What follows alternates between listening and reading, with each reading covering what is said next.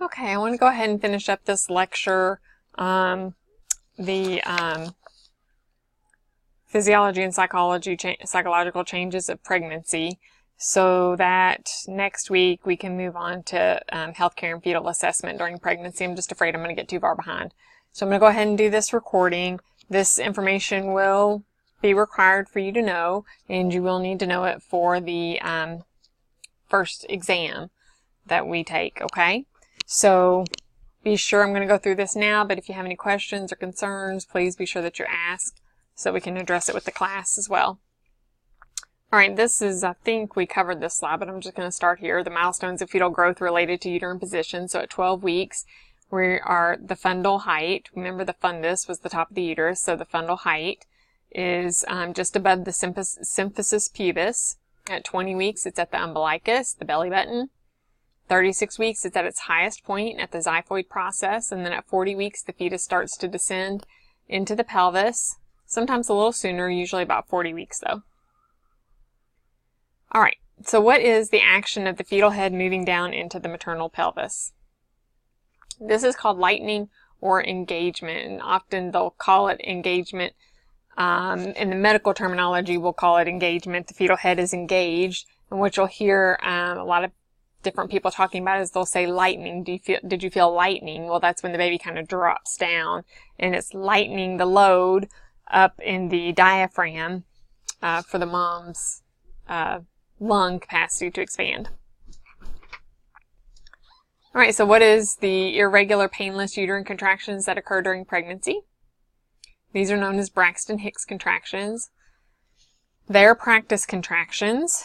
They occur usually start in about the second trimester. They're usually painless, usually. They are palpable. That means if you put your hand on the mom's fundus, on the uterus, you can actually feel it getting tighter, okay? They are sporadic and irregular. There's no consistency to them.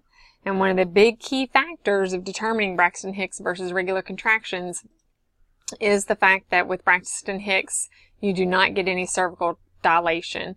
So you may be contracting quite a bit. This happened to me a couple of times when I was pregnant with the twins. So I would have these contractions, but as long as there were no cervical changes, you know, that was okay. All right. As labor nears, the contractions become more regular and sometimes cause a bit of discomfort. So what is the thinning or shortening of the cervix occurring in preparation for or during labor? This is called effacement. Okay, so I think I drew a lovely picture about this last week, or something similar to this. So here's the cervix, and you notice how nice and thick it is. And as it effaces, it thins out and shortens in preparation for delivery. All right, so what is the opening of the cervix to permit the passage of the fetus for delivery? What is that called as the cervix opens up? All right, that's called dilation. We measure that in centimeters. The patient's cervix is 2 centimeters dilated, 3 centimeters, 4 centimeters, and we need 10 centimeters dilation to be fully dilated. What is the barrier created in the cervical canal during pregnancy to prevent organisms from entering the uterus? All right, and this is called the mucus plug. So again, same picture, but you can see here, we've got the thick, long cervix, and we've got this little yellowish stuff in here, and that is the mucus plug. And that prevents, it helps prevent from any kind of bacterial or infections getting up there with the fetus. All right, so cervical changes during pregnancy. The cervix softens, we know. We also know that a mucus plug forms to create a barrier to prevent organisms and bacteria from entering the uterus and disturbing the pregnancy. We know that the cervix starts to thin or shorten, which is called effacement, closer to the onset of labor. And we also know that the cervix will open up or dilate during the labor process. All right, so what is I produce the estrogen and progesterone to maintain the pregnancy for the first 8 weeks until the placenta takes over. So after 8 weeks, the placenta produces the estrogen and progesterone to maintain the pregnancy. But before that, in those first 8 weeks, the corpus luteum produces that estrogen and progesterone. So the corpus luteum is what is left of the follicle after ovulation occurs. All right, so what is, my role is to relax the symphysis pubis and other pelvic joints and soften the cervix in preparation for labor. We're trying to relax things, and this is called relaxin. This is a normal, what is the word I'm looking for? It's a normal, it's not a medication because your body doesn't produce medication, but it's a normal thing that's released in your body to help relax the muscles and joints. All right, so what is the term used for shortening of the cervix? They call this cervical ripening. We need the cervix to be ripe. That means we need it to be shortened and thinned for delivery. We can do cervical ripening by a couple of different methods. One of them is Cytotec, which is placed in the posterior cervix. Another one is Cervidil or a Foley bulb, and they will use these things to help ripen the cervix to prepare for labor. So usually these things are done if we need to induce labor. All right, so list the functions of the ovaries during pregnancy. So during pregnancy, the ovaries produce estrogen and progesterone. So now remember again that the corpus luteum functions to produce these hormones in the first 8 weeks of pregnancy or the first 10 weeks of gestation, but then the placenta takes over this production. All right, the ovaries also release relaxin hormone. That was the word I was looking for earlier. The ovaries release the relaxin, which allows for relaxation of the bones and joints of the pelvis to allow for passage of the fetus, and also allows for shortening, softening, or ripening of the cervix in preparation for effacement and dilatation of labor and delivery. Okay, so what are the changes that occur in the vagina during pregnancy? There's 4 changes that occur. All right, the vaginal walls will thicken and become pliable, so bendable, movable, in preparation for birth. You have increased amounts of vaginal mucus. The pH of the vagina will decrease, which prevents the growth of harmful bacteria. And you have an increased blood supply. Okay, so what is the term for the production of milk? Okay, this is going to be lactation. So this is a word that we seem to hear quite frequently, especially if you're at all interested in OB, maternal fetal medicine at all.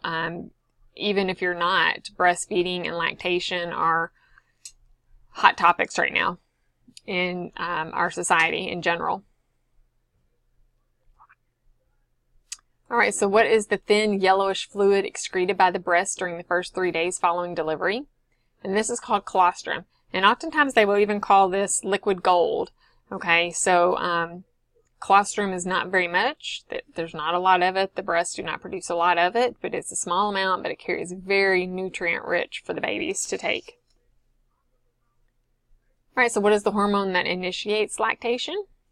And that's called prolactin. Lactation, prolactin. Okay. So these are breast changes that occur with pregnancy. Obviously well, not obviously, but what the breasts will do is they will increase in size. They will feel full, and it's very hard to describe that feeling unless you've had it. They become very sensitive and very tender to the touch. The pigmentation of the areola and the nipples darken. So if you need to, please go back and refer to anatomy in the first little bit of the book so that you understand what we're talking about, the areola, and different even aspects of the uterus and vagina as we're talking about all these things, because it's going to make a lot more sense if you understand what we're even talking about. All right, also the veins are going to become more visible on the surface of the breast, so you'll see more of a bluish tint to the veins. It's just much more prominent than what you would normally see. All right, so the Montgomery glands become more prominent and produce a secretion that lubricates the nipple. And the mammary glands develop colostrum. So this is the first milk that's rich in protein and antibodies, and like I said, also called We call it liquid gold. A lot of times the parents or the mom will be like, I'm not hardly getting anything out. It's just this little bit of, yellow stuff. And I'm like, yeah, that little bit of yellow stuff is really good. It's what the baby needs. All right, so what is the posture used by the pregnant woman due to the shift in the center of gravity from the growing uterus? So this we know as lordosis. So hopefully you guys remember. So this is, early on in the pregnancy. And then as we shift the center of gravity, we get that significant lordosis there. What supports the uterus and stretches during pregnancy to accommodate the growing uterus? These are called the round ligaments. And this is a very common complaint, very common concern. Patients come into the doctor's office very frequently with complaints, concerned that there's something wrong with the baby, something wrong with the pregnancy, and it is very often diagnosed as round ligament pain. All right, so different musculoskeletal changes that occur with pregnancy, the relaxation and softening of the pelvic joints. We get widening of the symphysis pubis. Again, if you need to, please go back and refer to those anatomy in the book so that you understand what we're talking about. We get that. Okay, sorry about that disruption. I'm doing this from home, obviously. So musculoskeletal changes with pregnancy. We get a change in the center of gravity causing lordosis, which you've already discussed.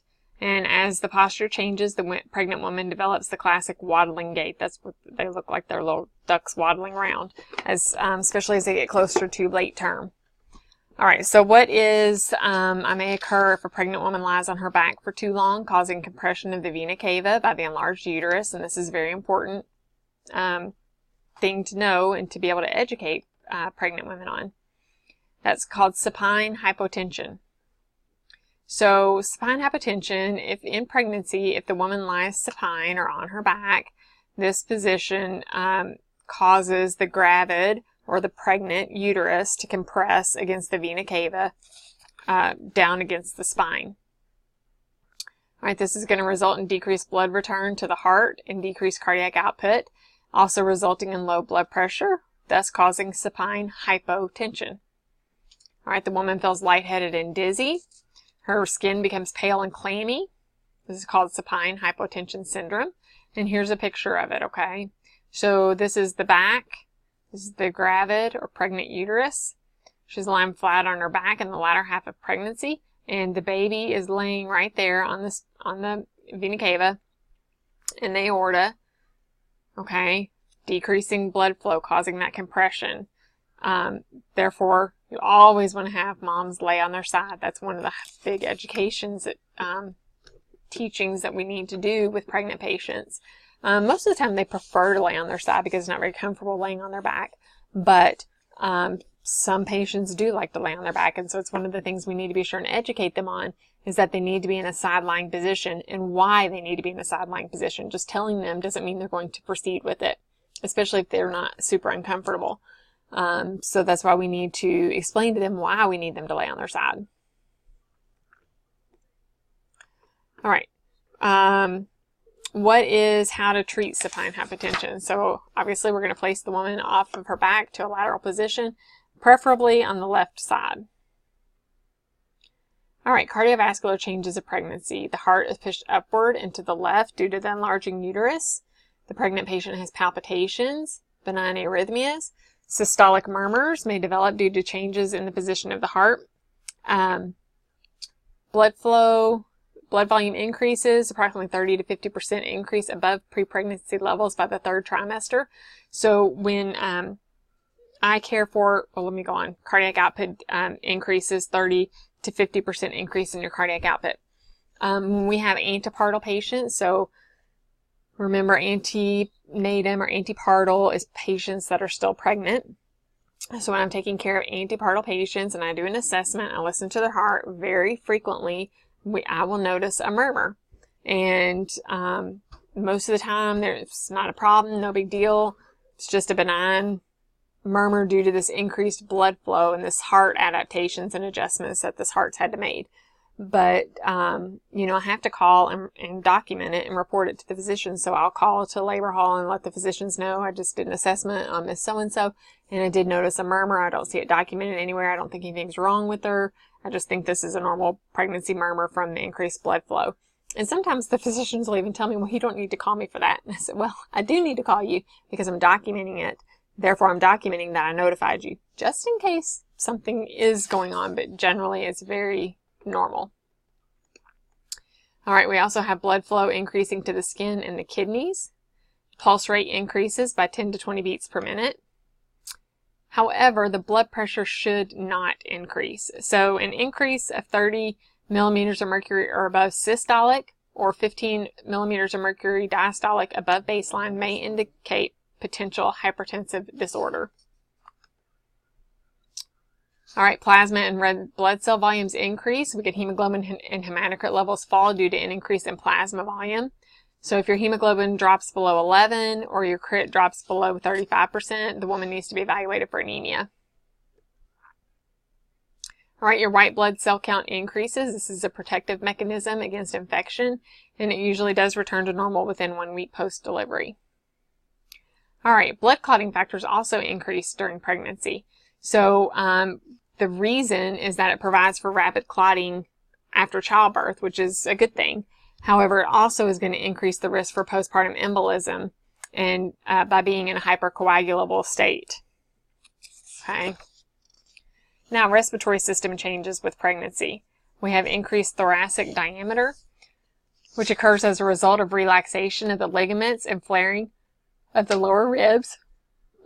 Excuse me, your lung capacity stays the same, but your inspiration and expiration increases, which allows for greater intake of oxygen. Oxygen consumption increases by about 15%. And we get some vasocongestion. We may have some nosebleeds, nasal stuffiness, voice changes. These are all common symptoms that can occur in pregnancy related to the increased vascularity from the increased estrogen. All right, and then we may also have dyspnea. All right, if you don't remember dyspnea, look it up. Okay, dyspnea due to increased pressure of the uterus on the diaphragm. All right, then we've got GI system changes.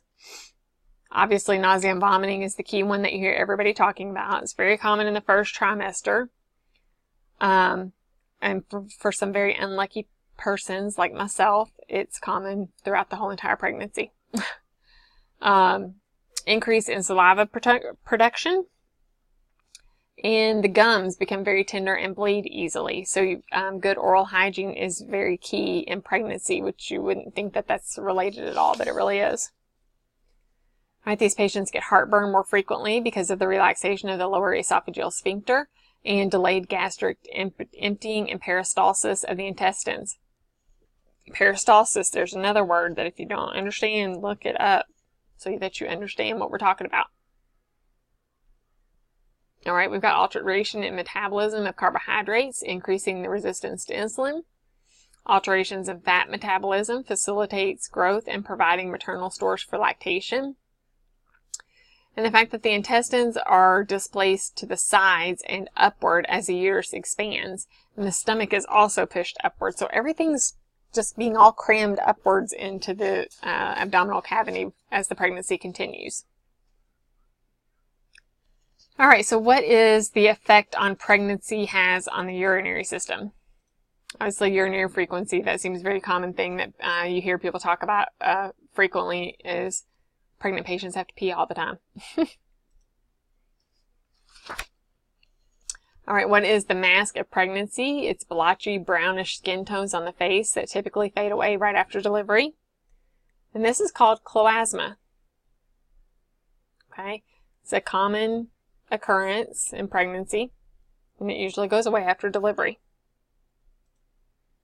All right, then we have a darkened line that appears on the abdomen from the umbilicus to the pubis. And this is called linea nigra right here. All right. Then we have the pinkish or purplish lines caused by weakening of the elastic tissue of the skin. And these are right here. all of this. All right, these are called striae, or stretch marks. Here's the white ones up here, pinkish down here. Okay.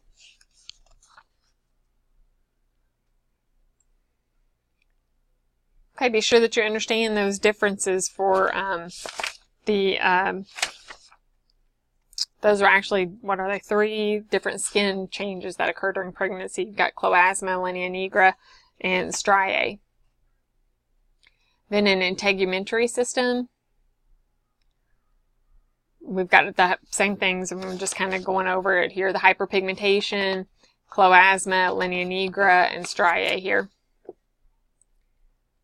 All right, psychological changes during pregnancy.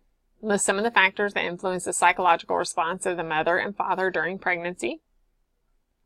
So these things include body image changes, emotional security, cultural expectations, support from partner and family, whether the pregnancy was planned or expected, and that's a huge issue. And finances. When people say they're waiting to be financially stable to have children, I say you're never going to have children. Okay? As well as level of maturity or age. All right, so what are the 4 aspects of body image?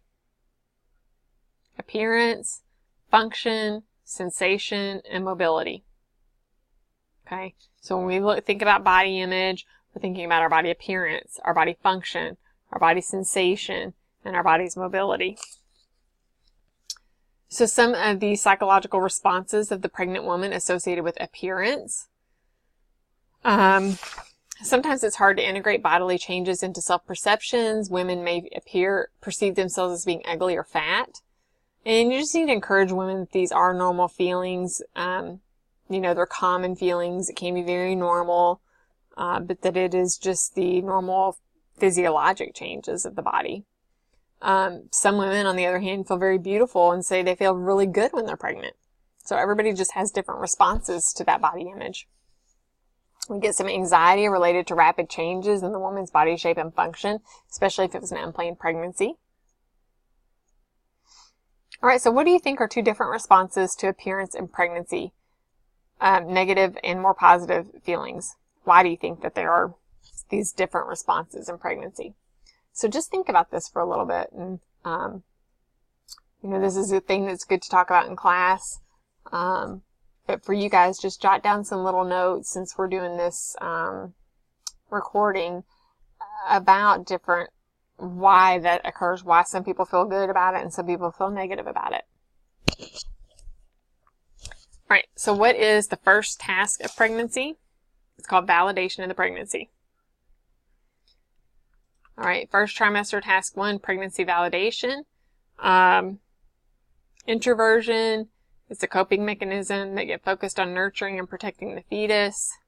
So they're concerned with themselves and the baby. They question their identity as a woman and as a mother. And they work to accept the pregnancy. All right, normal feelings in this first trimester are being shocked, ecstatic, or excited. Ambivalent, they just kind of have feelings of uncertainty whether or not they really wanted this pregnancy. Maybe they have doubts about parenting abilities. And if it's an unplanned pregnancy, they may have feelings about an unexpected demand being placed. So I was just reading, one of my friends was posting something about how a couple of years ago, whenever she was pregnant, she cried for like a week straight because they just were not planning on another baby. Not yet anyway. This really was not in the game plan of how they thought life was going to be. They already had a couple of kids. And looking back on it, that, as she became accepting of the pregnancy and very excited about the pregnancy, she's just now like, I can't believe I ever felt like that. But those are normal feelings to have. Okay, so as nurses, how can we help the parents as they accept the pregnancy? We need to let the pregnant woman hear that it's normal to feel a wide array of feelings. It's normal to be scared or to say, I don't know if I really want the baby right now, or to be excited. I mean, all of these are normal feelings. Let her know that ambivalence is a healthy response. She may feel guilty about having this uncertainty. And just like my friend, had said, I felt really guilty about it. But, at the time, it just seemed like, oh, this isn't what I planned. And later feels guilty for it, but it's a normal response. So the woman gradually comes to accept that she's pregnant. And let partners and family members know that it's normal for the mom to become a bit introverted and focused on herself as she experiences all these different changes with nausea, fatigue, mood swings, irritability. I mean, this is normal. All right, then we get into the second trimester tasks of pregnancy.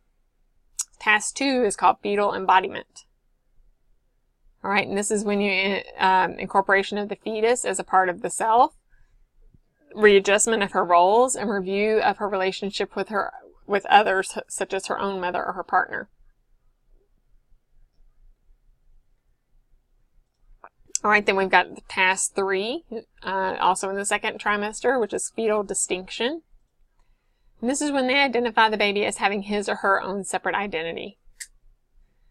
Distinction is enhanced when they hear the heartbeat, when they see the baby on the ultrasound, or when they feel the baby start moving and kicking. All right, the mom may daydream of the baby, speak of having a boy or a girl, and or envision the baby. And this is all very normal. In the second trimester tasks, mom's feelings become more extroverted. She feels better, usually, less nausea, less fatigue. Pregnancy starts to show a little bit. It seems more apparent to those around her. She enjoys the extra attention of the pregnancy. And generally, it's a happy time. All right, then we've got task of pregnancy in the third trimester. This is task 4, called role transition. This is when we start planning for the baby, preparing for the end of pregnancy, dealing with the physical discomforts of pregnancy. It's about the third trimester start becoming much more significant, the physical discomforts. And then we ponder about the safety of labor and delivery for herself and for the baby. She starts worrying about what might happen, what could go wrong, how am I going to handle it, is it going to hurt? Yes, it's going to hurt, you're having a baby. All right, normal feelings for third trimester tasks. Tired of being pregnant. A lot of physical discomfort. It's hard to get to sleep. Urinary frequency, pain, fatigue, irritability. They need some anticipatory guidance, such as childbirth classes. These are key to helping pregnant patients deal with what's coming, what's going to be happening to them. They really don't know, especially first-time moms. Even if they've got friends that have had babies or relatives that have had babies, it's different when it's you and you're the person that it's happening to. So what is dad's stages of adjustment to pregnancy? That is announcement, adjustment, and focus phases. All right, these are on page 69 of your textbook. So partner response to pregnancy. Announcement, the pregnancy is confirmed. In the adjustment phase is second trimester task. The partner has to adjust to a new role. They start asking a lot more questions. They participate in prenatal care and prenatal classes. And then the focus response to pregnancy is when the dad begins to feel like a dad. It participates in the labor process, discusses care of the other siblings, plans to make household changes and different arrangements during the labor, delivery, postpartum period. Okay, then we've got some responses to pregnancy that are age-related, such as if we have adolescents that are pregnant, they usually have a lack of support. The partner may not be involved. We have significant financial concerns, especially for these adolescents. Low self-esteem, they lack maturity, even though they think they're mature and they think they know what's going on. They're really not ready. They're still trying to master their own developmental tasks, and now they're going to take on being a parent as part of that. So denial is huge. They may try to hide the pregnancy. They're unable to express their feelings. One of my patients, I can still remember many, many years ago, on labor hall, I had one of my youngest, not the youngest, but one of the youngest patients. I can't remember, I think she was maybe 14. And she was brought to the hospital by her parents to the emergency room because she was found out in the front yard having a seizure. And when they brought her to the hospital, they ended up determining that she was pregnant. And she had not told anyone. And she had very, very high blood pressure, something we'll talk about later. So she had preeclampsia. and that caused her to have seizures. And that is how her parents found out that she was pregnant, was in the emergency room. Okay. They wear big baggy clothes. They deny any feelings of the baby moving or anything because they don't want to accept it. All right, then we've got older couples who are having babies. They haven't experienced life already. They may have established a home and a career, and that may all have to change. They may have planned the pregnancy and lifestyle changes, and they may not have. All right, they have a greater level of maturity and better coping skills, but I found that oftentimes these older couples are what we call book smart, but not so well versed with babies. I mean, it's almost like they're scared to death. They don't know. They're afraid to touch the baby even sometimes. Okay. And then we've got single mothers. So usually they have no partner support. They look to other family members, friends, or parents for support. And depending on if it's a planned or non-planned pregnancy, they may have some financial stress. Honestly, whether it's planned or not, oftentimes they're going to have some financial stresses for single moms. Working, daycare, the kids are getting, what if the child gets sick? She's going to have to leave work, all of those things. So they also have difficulty mastering the psychological tasks of pregnancy. It can be, it may be an in vitro planned pregnancy for single moms. And then for single fathers, they may take an active interest in the child. They take on that financial responsibility. They may eventually marry the mother of the child. They may not. All right, they may provide emotional support during the pregnancy and birth, even though they don't plan to stay together after delivery. Often, the single father often has strong feelings of surprise and accomplishment with the news of the partner's pregnancy, and they may want to take an active part in the plans for infant care and for the child. However, sometimes that desire is rejected by the mother. All right, so that finishes up that content. There was another thing posted about hormone changes in your body. Just to review that, talks about a lot of the things we just went over on this PowerPoint. And then there was another one that actually discussed a lot of the exact same things as well. I don't know what it was. It's not labeled anything but antepartum on my paper, but looks like this. Okay, so that should be posted on Blackboard as well for you to review. And hopefully that'll help you some. All right, so that'll be it for this week. Then next week, when we meet in class on the 12th, we'll start with healthcare and fetal assessment during pregnancy. And go from there. I just wanted to get this done so we could kind of stay caught up and be prepared for the first exam when it rolls around. I just didn't want to get too far behind. So be sure and email me or ask me in class if you have any questions about this.